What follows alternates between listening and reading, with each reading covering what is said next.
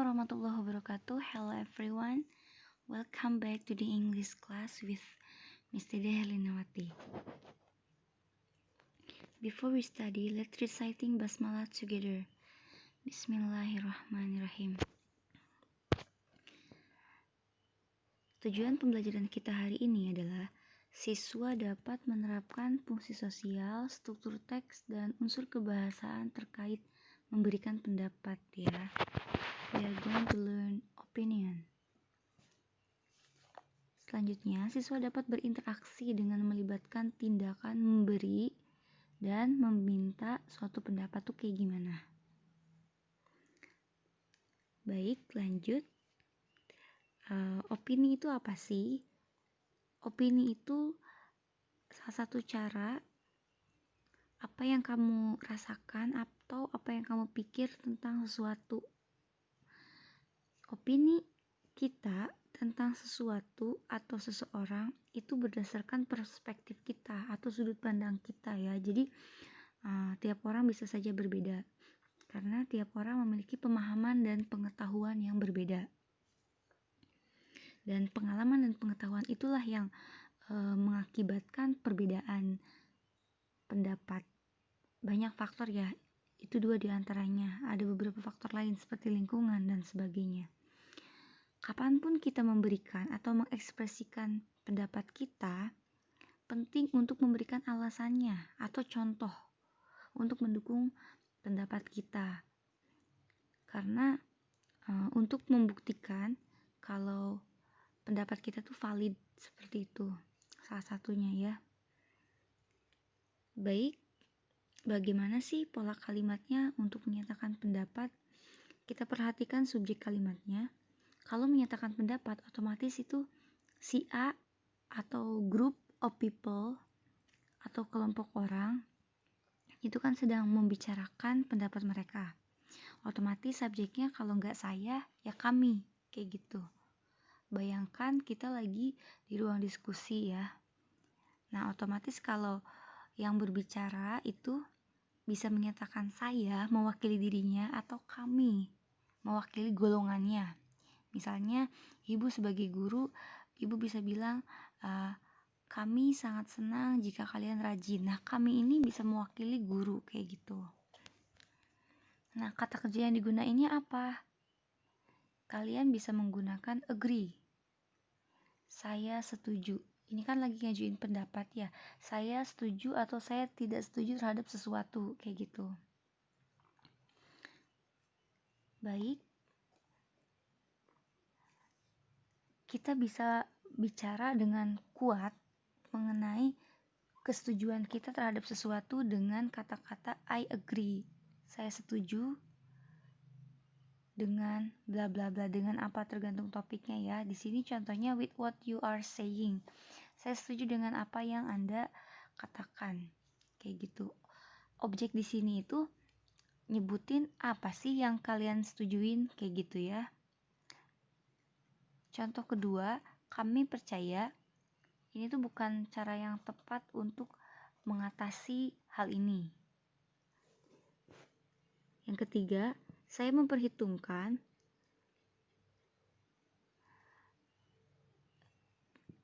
pertimbangan yang benar untuk alasan-alasan yang telah kamu ungkapkan, yang telah Anda sampaikan.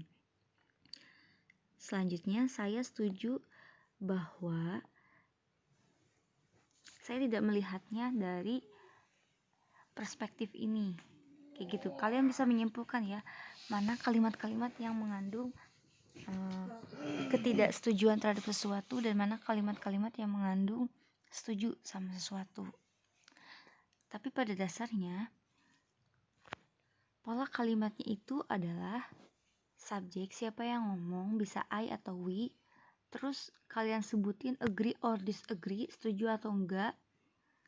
Terus objek itu setuju atau enggak sama hal apa, kayak gitu ya. Begitu polanya. Next.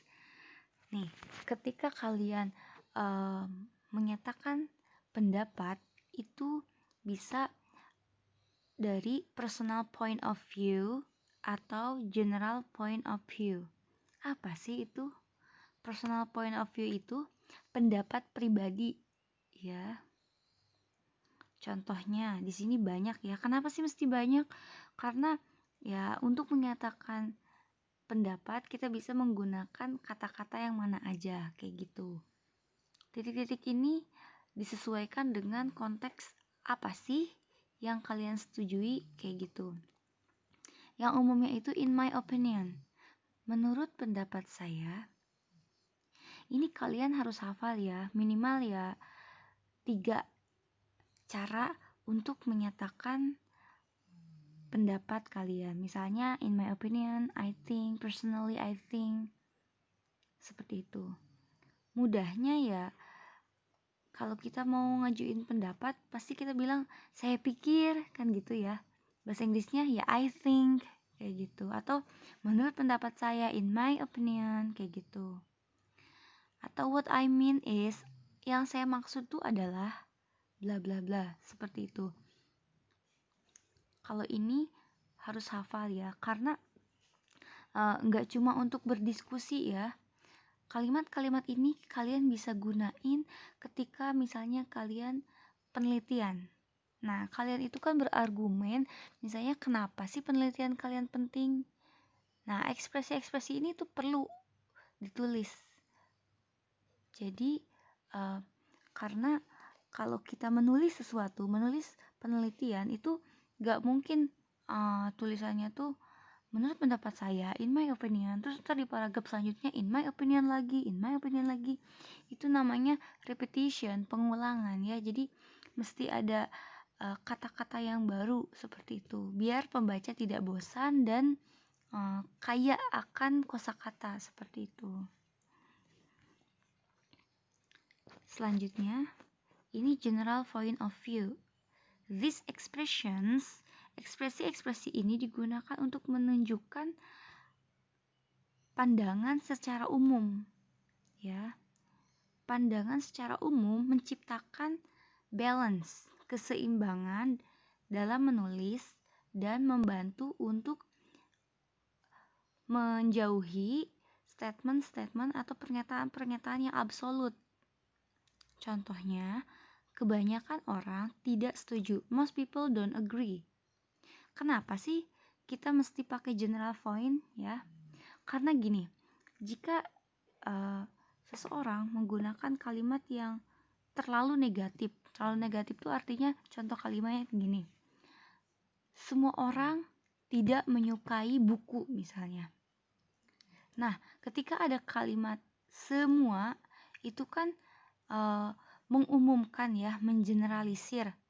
Otomatis kalimat tersebut itu kalau di dalam penelitian dianggap salah ya. Karena banyak faktor lain, kecuali kalau hal itu adalah pengetahuan umum. Misalnya semua ayam memiliki 2 ekor kaki. Nah, kalau itu ya sesuatu yang memang begitu adanya. Tapi kalau masih berupa pemikiran, pendapat, itu tidak boleh memakai kalimat yang terlalu negatif seperti tadi ya. Semua orang menyukai buku itu positif ya, itu contoh kalimat positifnya. Tapi yang menyatakan keseluruhan kayak gitu. Kalimat yang baik itu cara mengungkapkannya adalah most people, kebanyakan orang, atau almost everyone, hampir semuanya. Nah, ini tidak menyatakan semuanya, nggak kayak gitu kan ya. Kalau misalnya bilangnya seperti ini, itu dianggap valid ya, dianggap sah. Karena tidak mengeneralisir gitu. Nggak misalnya semua kelas 11 agama 1 itu pengetahuan fikihnya kurang. Kan mengeneralisir negatif ya, itu berarti kalimatnya salah. Maksudnya salah tuh kalimat penelitian yang diragukan seperti itu. Selanjutnya, bagaimana sih cara kita setuju dengan suatu pendapat, bagaimana cara membicarakannya, bagaimana cara mengungkapkannya kayak gitu. Nah, kita tahu tadi setuju itu bahasa Inggrisnya agree ya. Nah, jadi kalian tinggal bilang, saya setuju, I agree. Misalnya, I agree with this opinion. Saya setuju dengan pendapat ini. Kata kuncinya adalah I agree ya. Kata kuncinya itu. Di sini ada banyak expression, tapi kalian itu mesti jeli melihat keyword, melihat kata kunci. Latihlah hal itu. Nah, dan kata kunci dalam menyetujui suatu pendapat adalah kata agree. Selanjutnya, bagaimana kita tidak menyetujui suatu pendapat? Menyetujui itu bahasa Inggrisnya disagree. Ada this-nya ya. Nah, di sini ada banyak expressions yang bisa kalian gunakan. Silakan hafalkan juga sama kayak yang tadi atas-atasnya, 3 aja untuk memperkaya expression kalian. Contoh untuk menyatakan tidak pendapat, untuk menyatakan ketidaksetujuan itu adalah I'm sorry. Boleh ya, kalian minta maaf dulu. I don't agree with you. Maaf ya, saya tidak setuju dengan Anda. Atau kalian bisa langsung bicara I disagree. Saya tidak setuju dengan Anda. Nah, ini adalah awalan untuk menyatakan ketidaksetujuan terhadap orang.